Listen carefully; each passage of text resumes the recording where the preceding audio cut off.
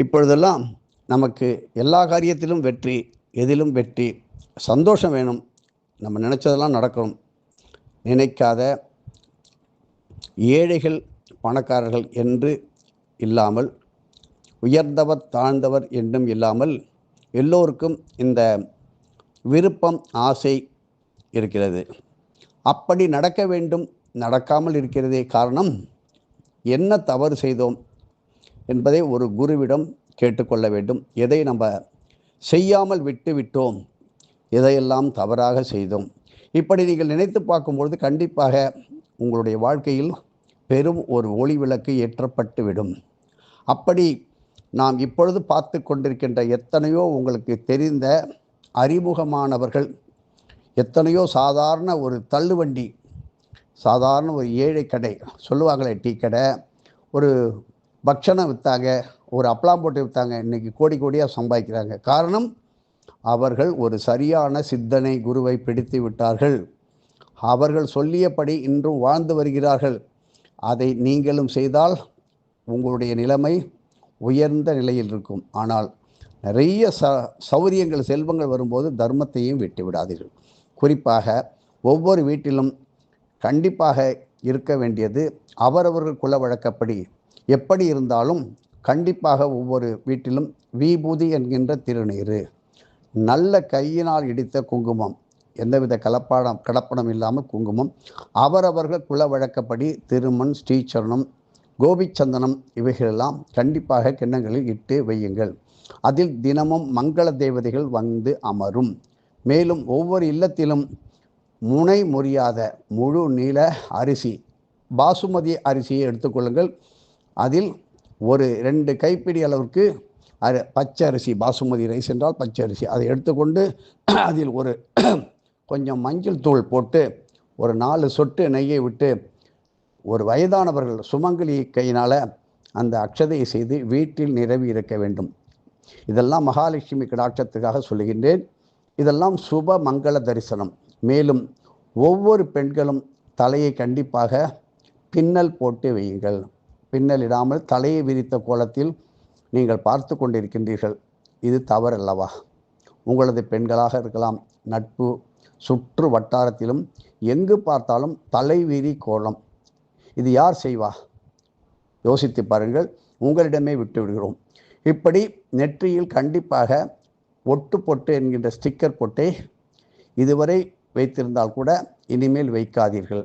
அது முதலில் உங்களுக்கு வறுமையையும் கஷ்டத்தையும் கடனையும் பலவிதமான சோதனைகளையும், ஏன் வீட்டில் நடக்கக்கூடாத அவல நிலைகள் ஏற்படும். குறிப்பாக திருமணமான பெண்கள் ஸ்டிக்கர் பொட்டு வைப்பதை நீங்கள் தயவு செய்து தவிர்த்து விடுங்கள். முதலில் உங்கள் கணவனை தாக்கும், இரண்டாவது உங்களுடைய மாங்கல்யத்தில் கை வைக்கும். உங்களை பல ஏதோ ஒரு ஆண்கள், தேவையற்ற ஆண்கள் மிக எளிமையாக வசியம் செய்து விட முடியும். உங்களது குங்குமப்பொட்டு இருந்தால் நீங்கள் காவந்து செய்யப்படுவீர்கள். நான் உத்தியோகத்தில் இருக்கிறேனே, எனக்கு போகிற இடத்துலலாம் வேர்வை வருகிறதே, இதெல்லாம் வந்து கண்டிப்பாக சாந்து பொட்டு வைங்க, கண்டிப்பாக அழிஞ்சு போகாது. எதையோ நீங்கள் மாற்றிக்கிறீங்க, அந்த இடத்துல ரீஃப்ரெஷ் பண்ணி பொட்டு வச்சுக்கலாம். மேலும் ஆண்களும் சரி பெண்களும் சரி, காப்பு கயிறு, காசி கயிறு, ஸ்திர கங்கன், வைபவ் கங்கன், மிருதல கங்கன், துளசி மணி, இப்படி கழுத்திலும் ஆண்கள் ருத்ராட்சம், பெண்களும் ருத்ராட்சம் தரிக்கலாம் ஒரு குருவை நாடி. இப்படி நீர் இல்லாத நெற்றிப்பாள், வெறும் நெற்றியுடன் இருக்கவே கூடாது. அதை ஆண்கள் தரிசாத்தாலும் அபசகுனம், அமங்கலம் என்று சொல்வார்கள். மங்களமாக இருக்க கற்றுக்கொள்ளுங்கள். திருமணமானவர்கள் முடிந்த அளவு வீட்டில் இருக்கும் நேரத்திலாவது சிறிது நேரமாவது பஞ்சகஜம் கட்டி உங்களுடைய சந்தியாவந்தனம் தர்ப்பண பூஜைகளை செய்யுங்கள். வாரம் ஒரு முறையாவது கண்டிப்பாக உங்கள் ஊரில் வீட்டில் அருகில் உள்ள பசுமாட்டிற்கு குளிப்பாட்டி மஞ்சள் குங்குமம் வைத்து ஒரு 2 பேரை சேர்த்து கொள்ளுங்கள். மாடுவானது சாதுவாக இருக்க வேண்டும். அவசரப்பட்டு பசுமாட்டுக்கிட்ட முன்னாடி போகக்கூடாது, முட்டிச்சு உதச்சின்னு சொல்லக்கூடாது. கோபூஜை ஒவ்வொரு வெள்ளிக்கிழமையும் செய்யுங்கள். குறிப்பாக வளர்பிறையில் செய்வது, வீட்டிலே வைத்து செய்வதும், அதற்கு சர்க்கரை பொங்கல் தாமரை இலையில் வைத்து கொடுப்பதும் தெய்வீகத்தையும் அளவற்ற செல்வத்தையும் கண்டிப்பாக கொடுக்கும். ஒரு வீட்டுக்கு பல வீடு அமையும். நீங்கள் நினைத்த காரியத்தை விட பல கோடி மடங்கு தரும். ஒவ்வொரு நாளும் உங்களது இல்லத்திலே உங்களது அரிசி வைக்கின்ற பாத்திரத்திலே ஒரு தாமரை பூவை இட்டு வைத்து மறுநாள் அதை எடுத்து வைத்து பல தாமரைகள் சேரும்போது அதை பசுவிற்கோ யானைக்கோ கொடுக்கலாம். முடியாதவர்கள், கிடைக்காதவர்கள் கடலில் விடலாம், ஓடுகின்ற நதியில் விடலாம். இப்படி வீட்டில் மல்லிகைப்பூ சுபமங்கல நிகழ்ச்சி கொடுக்கும். இப்படி வெள்ளை ரோஜா பூவை எந்த காலத்திலும் தலையில் வைக்காதீர்கள், எடுத்து செல்லாதீர்கள். வீணான தேவையற்ற பெரும் சண்டைகள் வந்து விழும். அதற்கெல்லாம் நாங்கள் சொன்னால் பெரிய இதையே ஒரு வித்தையாக பயன்படுத்தி கொள்வார்கள். இப்படி வையுங்கள். நீங்கள் உறங்க செல்லும் பொழுது இறைவனை நினைத்து உங்களுக்கு தெரிந்த நமச்சிவாயா, நாராயணா, கோவிந்தா, ராமராமா ஒரு 108 1008 முறை நினைத்து உறங்க செல்லுங்கள். படுக்கையை விட்டு எழுந்தவுடனே டபக்கென்று எழுந்து கொண்டு ஓடிவிடாதீர்கள். உங்களுடைய குலதெய்வம், குரு இவர்களையெல்லாம் நினைத்து இரு கரங்களையும் தேய்த்து நன்றாக உங்களுடைய கை ரேகைகளை பாருங்கள். இதுவே நவக்கிரகத்தினுடைய ஆசிகளை தந்துவிடும். மேலும் கையில் லிபி மோதிரம் என்று முன்பே சொன்னோம். இது காரிய சித்தியையும் நீங்கள் தர்மத்தை செய்ய செய்ய உங்களுக்கு அதை சேர்த்து வைக்கும் பொக்கிஷம் தரும் அதிர்ஷ்ட மோதிரம் என்று நமது வாத்தியார் கொடுத்தார். கிடைத்தால் வாங்கி தகுந்த ஆசிரமத்து உயர்ந்த மூத்த அடியார்களிடம் கிடைத்தால் வாங்கி வைத்துக் கொள்ளுங்கள். இப்படி ஸ்திரக்கங்கன், மிருதலக்கங்கன், இப்படி வைபவ கங்கன் பல இருக்கின்றது. இப்போதெல்லாம் திருமணம் ஆக வேண்டும் என்கின்ற கவலை பல ஆண்களுக்கும் பெண்களுக்கும் வயது கடந்து கொண்டே இருக்கிறது என்ற கவலை வந்துவிட்டது. காரணம், சிறுவயதிலிருந்தே பெரியவர்கள் படிக்க வேண்டும், நல்ல வேலைக்கு போக வேண்டும் என்று சொல்வதை பார்த்திருப்பீர்கள். ஆனால் யாராவது உங்களுடைய உற்றார் உறவினர்கள், நண்பர்கள் கேட்கும்போது திருமணத்தை பற்றி பேசினால், இப்போ ஒன்றும் அவசியம் இல்லை சார், என் பொண்ணுக்கு பொண்ணு தேவையில்லை, இந்த வார்த்தை அப்படியே நின்றுவிடும். அதுதான் திருமண தடங்களில் நமது வாக்கே நமக்கு பழித்துவிடும். 37 வயசாகிவிட்டு சார். எத்தனையோ பேர் கேட்கிறீர்கள். காரணம், காட்டும் பகவான் கடவுள் எப்போ ஆணை விடுறானோ அது நடக்கட்டும், நீங்கள்லாம் ஆசீர்வாதம் பண்ணுங்க, தகுந்த நேரத்தில் நடக்கட்டும் அப்படி என்று சொல்ல கற்றுக்கொள்ளுங்கள். இப்படி ஒவ்வொரு வீட்டிலும் மண் பாத்திரத்தில் நீங்கள் அரிசியை வைக்க பழகிக்கொள்ள வேண்டும். ஒவ்வொரு வீட்டிலும் மகான்களுடைய திருவுருவப் படங்களை கண்டிப்பாக வைத்திருக்க வேண்டும். காலையில் எழுந்தவுடன் காப்பியை குடிச்சிக்கிட்டு, டீயை குடிச்சிக்கிட்டு, டிவியை பார்த்து இன்றைய நாள் எப்படி ஜோதிஷம் பார்க்கின்ற ஒரு அவல நிலை தோன்றிவிட்டது. இதை குறைந்தது 1 மணி நேரம் 2 மணி நேரம் கழித்து விடுகிறீர்கள். நீங்கள் செய்ய வேண்டிய உங்களுடைய நித்திய கர்மாக்களை செய்யாமல் விட்டு விடுகின்றீர்கள். இந்த பாவம் யாரை போய் சேரும் எங்களுக்கு தெரியாது. ஆனால் உங்களுடைய கடமை என்னவென்று பாருங்கள். தினமும் பஞ்சாங்கத்தை ஒரு முறை, இன்ன தேதி, இன்ன வருஷம், இன்ன கிழமை, இன்ன திதி, வாரம், யோகம், கரணம், நட்சத்திரம் படித்து விட்டால் அன்றைய காரியம் உங்களுக்கு வெற்றி. ஆதித்யாய சோமாய மங்களாய புதாயச்ச குரு சுக்கிர சனிப்யச்ச ராகவே கேதவே நமோ நமஹ 16 முறை சொல்லுங்கள். உங்களுக்கு நவகிரக தோஷமே வராது.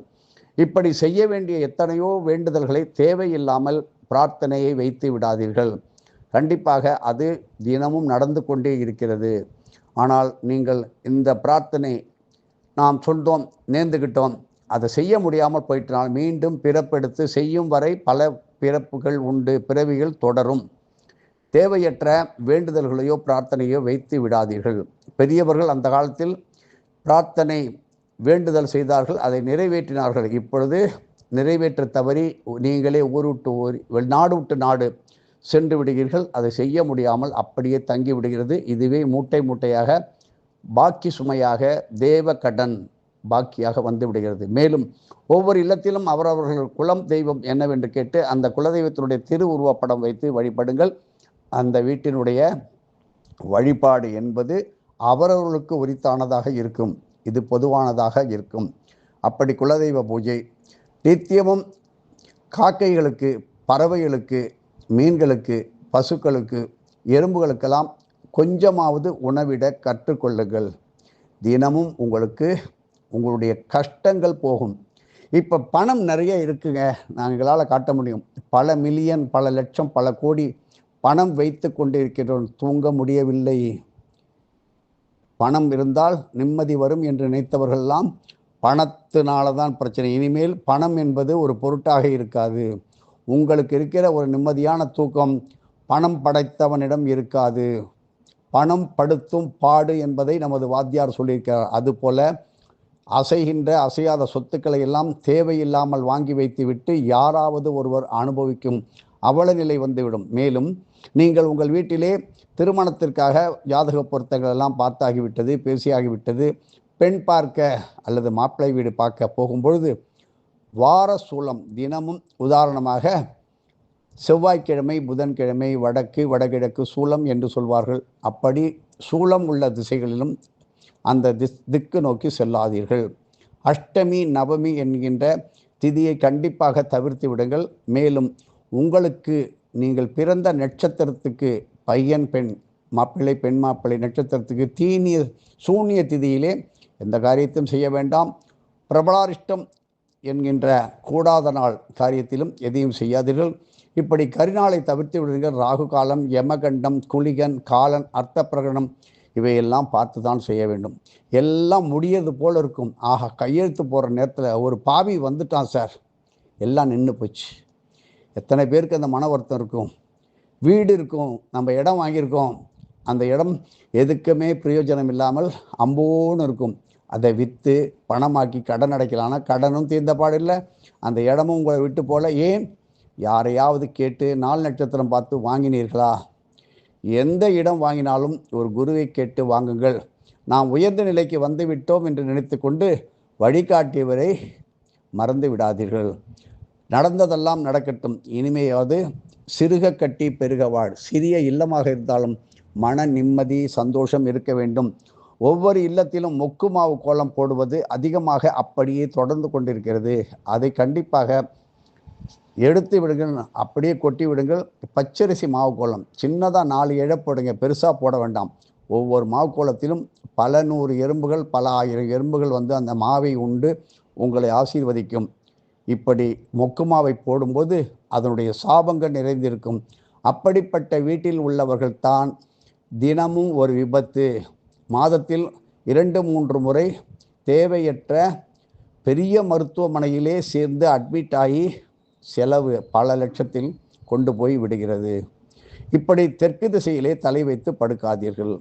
குறைந்தது மாதத்தில் ஓரிரு முறையாவது உங்களுடைய படுக்கைகளை சுத்தம் பண்ணி மாற்றிவிடுங்கள். 6 மாதத்திற்கு ஒரு முறையாவது புது தலகாணி மெத்தையெல்லாம் பஞ்சு மெத்தையாக வைத்துக் கொள்ளுங்கள். புது கோரைப்பாயில் படுக்க கற்றுக்கொள்ளுங்கள். இப்படி உங்களுக்கு மன அமைதியை தருகின்ற தெய்வீக விஷயத்தை சிறிது சிறிதாக எண்ணி இப்பொழுதிலிருந்தே தட்சிணாயனம் ஆடி பிறக்க இருப்பதால் நற்பவி நற்பவி நற்பவி என்கின்ற மந்திரத்தை ஓத ஆரம்பித்து வைத்து விடுங்கள். எதையாவது நல்ல இறை பாடல்கள், நல்ல கருத்துள்ள பாடல்களை மனதுக்குள்ளே பாடுங்கள். சமைக்கும் பொழுது உங்களுக்கு தெரிந்த நல்ல கீர்த்தனைகள் பாடிக்கொண்டு சமயங்கள். எத்தனையோ தேவார பதிகங்கள், ஆழ்வார்கள் அருளிய மறைகள், வேத மறைகள், ஸ்ரீ சுக்தம், புருஷ சுக்தம், நாராயண சுக்தம், இப்படி பிரம்ம சுக்தம், பல சுக்தங்கள் இருக்கின்றது. தெரிந்த காயத்ரி மந்திரங்களை ஓதுங்கள். இப்படி நீங்கள் செய்யும் பொழுது நீங்கள் செய்கின்ற நித்திய அனுஷ்டான கிரமம் என்கின்ற தேவரிஷி தர்ப்பணங்கள் செய்யும் பொழுது மழை கண்டிப்பாக வரும். உங்களுடைய உடல் ஆரோக்கியம் இருக்கும். பிராணாயாமம் செய்யும் போது அதுதான் மூச்சு பயிற்சி. உடல் ஆரோக்கியம் பெருகும். உங்களது எண்ணம், சிந்தனை, செயல் ஒருமுகப்படுத்தப்படும். எல்லாராலும் உங்களுக்கு மரியாதை கிடைக்கும். போகிற இடமெல்லாம் நல்ல பெயர் எடுக்க முடியும். அவரவர்கள் குடும்பத்தில் வழக்கத்தின்படி சில இடங்களிலே சுபகாரியம் ஆரம்பிப்பதற்கு முன்பாக சத்யநாராயண பூஜை, அதாவது சத்யநாராயண விரதம் என்று ஆந்திர தேசத்தில் மிக அருமையாக கொண்டாடுவார்கள். குறிப்பாக ஒவ்வொரு பௌர்ணமியிலும் அதை செய்து வழிபடுகின்றார்கள். வரவேற்கத்தக்கது. இப்படி இது நமக்கு ஒன்றும் ஒத்து வராது என்று நினைக்காதீர்கள். ஆந்திராவிலேருந்து ஒருத்தர் 1 கோடி ரூபா பணம் தராங்கன்னு சொன்னால் நீங்கள் வேண்டாம்னு சொல்ல போறீங்களா? எல்லாம் நமக்கு வேண்டும். ஆகையினால இன்ன இடம் என்ற பொருள் என்று நினைக்கக்கூடாது. இப்பொழுதெல்லாம் இரவு நேரங்களிலே குறிப்பாக 9 மணி, 10 மணி, 11 மணி, 12 மணிக்கெல்லாம் பல ஹோட்டல்களில், உணவகங்களிலே, விடுதிகளிலே, பிரயாணங்களிலே இரவு நேரத்தில் என்ன சாப்பிட்றோன்னு தெரியாமல் சாப்பிட்டு விட்டு இரவு பயணங்கள் அதிகமாக மேற்கொள்கிறீர்கள். அதை கண்டிப்பாக தவிர்த்து விட வேண்டும். இதை பலமுறை நமது வாத்தியார் சொல்லியிருக்கிறார். இரவு பயணத்தில் போவதற்கு நீங்கள் நல்ல விதமாக போய் சேர்ந்து விட்டீர்கள், அதில் சந்தேகம் கிடையாது. நீங்கள் செய்த புண்ணியமும் உங்களுடைய பயணத்தில் இருந்து உங்களுடைய அந்த தேவதைகள் உங்களை காவந்து செய்து அந்த பயணத்தை வெற்றிகரமாக செய்து முடிக்கும். ஆனால் பல பேர் புண்ணியமே செய்யாமல் இருக்கும்பொழுது ஒரு விபத்து, ஒரு எத்தனையோ இடத்திலே வாகனங்கள் கவிழ்ந்து போனதையெல்லாம் பார்க்கிறோம். இதெல்லாம் காரணம் என்ன? அதற்கு பெயர் கூட்டு கர்மா. பல பேர் ஒன்றாக, இத்தனை பேர் இந்த கர்மாக்கள் அதிகரிக்கும் போது அவர்களெல்லாம் இறைவன் பார்த்து கொண்டே இருப்பான். அந்த தேவதைகள் ஒன்றாக சேர்த்து வச்சு அப்படியே டைவ். இதுதான் கூட்டு கர்மா. அப்படி நிகழ்ந்தது. அதற்காக நாம் சிரிக்கக்கூடாது, இது நிகழக்கூடாது என்று இருக்க வேண்டும். காலபைரவர் அஷ்டகம், அன்னபூர்ண அஷ்டகம், சாகம்பரி தேவியினுடைய மந்திரங்கள். இன்று தசமி ஆயுர் தேவி. எத்தனை பேர் எண்ணெய் தேய்த்து குளித்தீர்கள்? வாரம் 2 முறை கண்டிப்பாக, புதனும் சனியும் ஆண்கள், செவ்வாய் வெள்ளி பெண்கள் கண்டிப்பாக எண்ணெய் ஸ்நானம் செய்யுங்கள். இல்லை என்றால் எதிர்காலத்தில் மருத்துவம் தேவை அதிகமாக இருந்தாலும் அந்த மருந்து உங்களுக்கு பலிக்காது. ஒரு பெண்மணி கேட்டுள்ளார், முடக்கு தோஷத்திற்கு என்ன செய்ய வேண்டும்? அவருக்கு வாரம் 2 முறை எண்ணெய் தேய்த்து விடுங்கள். இதை செய்து அருவியில் நீராடினால் குற்றாலம், பாபநாசம், சுருளி அருவியிலே ஒரே நாளில் நீராடுவதால் எப்பேற்பட்ட முடக்கு தோஷத்தையும் நீக்கிவிட முடியும். மந்த வேக கச்சை என்றால் சனீஸ்வர பகவானுக்கு மிக மிக பிடித்த அற்புதமான சக்தி வாய்ந்த மூலிகை தூபம். இது ஒரு முடிச்சு. இது நமது வாத்தியார் சொல்லிக் கொடுத்ததை ஸ்ரீரங்கம் திரு வெங்கடகிருஷ்ணன் மூலமாக நீங்கள் பெற்றுக்கொள்ளலாம். பல முறை அந்த எண்களை கொடுத்து விட்டோம். இதை நாங்கள் திரும்ப திரும்ப கொடுக்கும்போது இதில் தவறான காரியங்களுக்கு அதை உபயோகப்படுத்தி விடுவார்கள். ஆகையினால் அகஸ்திய விஜயம் என்கின்ற புத்தகத்தை வாங்கி தொடர்பு எண்ணை நீங்கள் தான் பார்த்து கொள்ள வேண்டும். இப்படி தேவையற்ற வீண் வார்த்தைகள், ஒரு வார்த்தையானது வெல்லும், ஒரு வார்த்தையானது வெல்லும், ஒரு வார்த்தையானது கொல்லும். அதை நினைத்து கொள்ளுங்கள். ஒரு காலத்திலே நீ வாயை திறந்து பேச மாட்டியா, ஊமை மாதிரி இருக்கியே, நடிக்கிறியா, நீ நடிகனா என்று கேட்டார்களாம். நாம் இப்பொழுது இருப்பவரை பற்றி பேசுவதை விட, இருக்கட்டும் உங்களுக்கெல்லாம் தெரியும், சும்மா பேசிக்கிட்டே இருந்து நம்மளை கழுத்த இருக்கிறான், தொண தொண தொண என்று பேசுகிறான் என்று சொல்கின்றார்கள். ஒருத்தர் பேசாமலே இருப்பார், ஊமை மாதிரி இருக்காயா, 40 பாஷை 30 பாஷை தெரிஞ்சிருக்கான், இவன் வேஸ்ட் அப்படின்னு. தவறு. யாரையாவது சும்மா இருக்கிற சங்க ஊதிக்கெடுத்தான ஆண்டிங்கிற மாதிரி அவனுடைய போக்கிலே அவனை விட்டு விடுங்கள். ஒரு காலத்திலே நீங்களெல்லாம் பாராட்டி, இந்த குழந்தைகளுக்கு, நாங்கள் பெரியவர்களை பற்றி சொல்ல, குழந்தைகளுக்கு நல்ல உதவியை செய்து வாழ்ந்தவர் ஒரு நடிகராகவும் அரசியலில் உயர்ந்த தலைவராகவும் போற்றப்பட்ட திரு எம்ஜி ராமச்சந்திரன் அவர்கள் எங்களுக்கு தெரிந்து சட்டசபையிலே 9 மணி நேரம் கொஞ்சம் கூட விடாமல் முழுமையாக பேசி முடித்தார். பேசி முடிப்பதற்குள் அதிகாரிகளும் மற்றவர்களும் படாத பாடு, எப்படா இவர் விடுவார், பார்த்து கொள்ளுங்கள். யாரையும் எளிமையாக அண்டர் எஸ்டிமேட் பண்ணிவிடக்கூடாது. ஆகையினால தூங்குகின்ற பாம்பை சீண்டாதீங்க. தேவையில்லாமல் யாரையும் நாம் குறை சொல்லக்கூடாது, கமெண்ட் அடிக்கக்கூடாது. ஒவ்வொருவரிடம் ஒரு திறமை உள்ளது. நாங்கள் சொல்லுவோம், மகாராஜாவுக்கு அறிவு சிந்தனை இருந்தாலும் அவர்களை விட கீழே உள்ள மந்திரிகளுக்குத்தான் பொறுப்பும் அறிவும் ஞானமும் சக்தியும் அதிகம். அப்படித்தான் அரசர்கள் ஆண்டார்கள். அப்படிப்பட்டவர்களே தனது அமைச்சரவையில் அலங்கார பதவிக்காக சிம்மாசனம் கொடுத்து உட்கார வைத்தார்கள், ஆசனம் கொடுத்து அமர வைத்தார்கள். இத்தனை அமைச்சர்கள் தான் இந்த தர்பாரில் இருக்க வேண்டும் என்கின்ற நியதியும் உண்டு. இதை எடுத்து உரைக்கின்றவர்கள் இந்த காலத்தில் எங்கு இருக்கிறார்கள் என்று தெரியாது, எப்பொழுது என்ன வரும் என்று தெரியாது. அவசர கோலத்திலே நாள் நட்சத்திரம் பார்க்காமல் எது செய்தாலும், உதாரணமாக நீங்கள் செய்து பாருங்கள், ராகு காலத்திலே உங்களுக்கு பிடித்த ஏதோ உங்களுக்கு நல்ல நொறுக்கு தீனி, நல்ல போண்டா பஜ்ஜி எதையோ சாப்பிடுங்கள். செய்யக்கூடாது, இருந்தாலும் ஆசையாக சாப்பிட்டு விட்டால் அது ஜீரணமாவது மிக கடினமாக இருக்கும். அதே நேரத்தில் ராகு காலம் யமகண்டம் இல்லாத நேரத்தில் சாப்பிடும்போது ஜீரண சக்தியானது உடனடியாக ஏற்பட்டு உடல் ஆரோக்கியமாக இருக்கும். உதாரணத்துக்கு சொல்கிறேன், உடனே போண்டா பஜ்ஜியை சாப்பிடணுங்கிறது அவசியம் கிடையாது. இப்படி ராகு காலம் நீங்கள் சாப்பிடுகின்ற உணவையே ஜீரணம் செய்யாமல் இருக்கும்போது உங்களுடைய காரியங்கள் எப்படி வெற்றி அடையும்?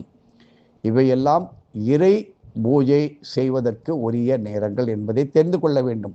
இப்படி நல்லதும் கெட்டதும் இருக்கின்றது தான் இல்லற வாழ்க்கை தினமும் சாத்வீக, ராஜச, தாமச என்கின்ற 3 வேளைகள் இருக்கிறது.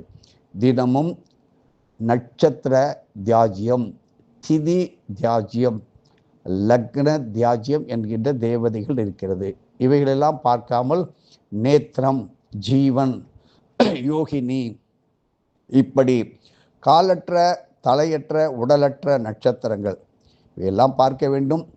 இப்படி பெண்களுக்கு ஜாதகம் பார்க்கும்போது ருது ஜாதகத்தையும் கையில் வைத்து நல்ல யோக்கியதை உள்ள ஒரு ஜோதிடர்களை வைத்து நீங்கள் பயணிப்பதே நல்லது. ஏனென்றால் எனக்கு ஒருத்தர் உதவி செய்கின்றார், அவருக்கு மட்டும் நான் ஜாதகம் பார்த்து கொண்டிருப்பேன், அவருக்கு பிரதான ஆஸ்தான ஜோதிடர் என்று நாம் சொல்லி கொண்டிருந்தால் அவர்கள் ஏதோ தவறு செய்து விட்டார்கள் என்று கூட நினைக்க தோன்றும். அந்த அளவுக்கு ஏந்து அந்த காலத்திலே காஞ்சி பரமாத்மா அந்த காஞ்சி பெரியவாளை பார்ப்பதற்கு எத்தனையோ பதவிகளை, உயர் பதவிகளை வகித்த நாட்டை ஆண்டவர்கள் அத்தனை பேரும் போயிருக்கிறார்கள். மகான் கேட்டு உங்களுக்கு என்ன வேணும்னு கேட்டதே கிடையாது. அவ எப்படி இருக்கா, என்னமோ கேள்விப்பட்டேனே அப்படின்னு. இவர்கள் வேணுமென்றால் தங்களுடைய விருப்பங்களையும் ஆலோசனைகளையும் அங்கு பெற்று செல்வார்கள். அப்படிதான் ஒரு காலத்திலே காந்தி மகாத்மா வாழ்ந்த காலத்திலே காஞ்சி மகா பெரியவாளை சந்தித்தாராம். சந்தித்து தான் வீடு திரும்பி சென்று விட்டு அவர் அமர்ந்து விட்டார். காந்தி தன்னுடைய காரியத்தை செய்து முடித்து சுதந்திரமும் பெற்று தந்து விட்டார். அவர் என்ன பேசினார், காஞ்சி மகா பெரியவாள் என்ன சொன்னார் என்பது அருகில் இருந்த ஒரு சிலருக்கே தெரிந்த உண்மையான சித்த ரகசியம். முடிவில் காந்தி இறக்கும் தருவாயில் பெரியவாளிடம் கேட்டுப்பெற்ற, நான் இறக்கும் பொழுது மறவாமல் சொல்ல வேண்டிய இந்த ராமநாமம் எனக்கு மறந்து விடாமல் இருக்க வேண்டும், அதற்கு உங்கள் ஆசிகள் கிடைக்க வேண்டும் என்று வேண்டினாராம், கேட்டுக்கொண்டாராம். அப்படியே ஆகட்டும் என்று சொன்னாராம். இப்படி மகான்கள் சொல்வதெல்லாம் பெரிய காரியத்தில் நல்ல ரகசியமாக ராமநாமத்தை சொல்லிக்கொண்டே தனது உயிர் பிரிந்தது என்று நாங்கள் கேள்விப்பட்டோம். இதுதான் உண்மை. ராமநாமத்தினால்தான் அவர் சுதந்திரம் வாங்கினார். சாத்வீக சண்டை சச்சரவு இல்லாமல் அப்படியே அமைதி பயணத்திலே சத்தியாகிரகத்திலே வாழ்ந்தவர், சத்தியம் தவறார். உதாரணத்துக்கு சொல்கிறோம், காந்தி என்ன உனக்கு ரொம்ப வேண்டியவரா என்று கேட்காதீர்கள். அவர் இல்லை என்றால் இன்னைக்கு சுதந்திரம் எப்படி வந்திருக்கும்? ஒரு தலைவன், 1000 தொண்டர்கள் இருந்தார்கள், பல ஆயிரம் தொண்டர்கள் இருந்தார்கள், மாற்றுவதற்கு மறுப்பதற்கு இல்லை. ஆனாலும் காந்தி கூட்டம், காந்தி சத்சங்கம், காந்தி சேவா சங்கம் என்று எல்லோரையும் சேர்த்து கொண்டார். ஆகையினால இப்பொழுதெல்லாம் நடப்பதெல்லாம் நாராயண செயல் என்று சொல்வதற்கு மனம் வருவதே இல்லை. நான் செய்தேன், நான் செய்தேன், நான் செய்தேன். இப்படித்தான் அவல நிலையில் போகாமல் இருப்பதற்கு நீங்கள் சுபமங்கள காரியங்களை தினமும் சொல்லுங்கள். உங்களுக்கு தெரிந்த ஸ்லோகங்களை ஒவ்வொன்றாக இப்பொழுதாவது ஆரம்பித்து இதை தினமும் செய்யுங்கள். 3ஆம் பிறை தரிசனம் விடாதீர்கள். அருகில் உள்ள ஆலயத்திற்கு கண்டிப்பாக காலை வேளைகளிலோ மாலைகளிலோ கண்டிப்பாக சென்று இறைவனை தரிசித்து விட்டு எந்த பிரார்த்தனையும் செய்யாமல் அந்த கோயிலுடைய அந்த இறைவனுடைய பேரை நமச்சிவாயா, நாராயணா, கோவிந்தா என்று சொல்லிவிட்டு உங்கள் காரியங்களை செய்யுங்கள். முடிந்த அளவிற்கு உங்களுக்கு ஓய்வு கிடைக்கும் போது தினமும் சிவாலயத்திலே சிவபாத பூஜை, பள்ளியறை பூஜையில் கலந்து கொள்ளுங்கள். எதுவும் என்னுடையதல்ல, அனைத்தும் உன்னுடையதே. அருளாளா அருணாச்சலா.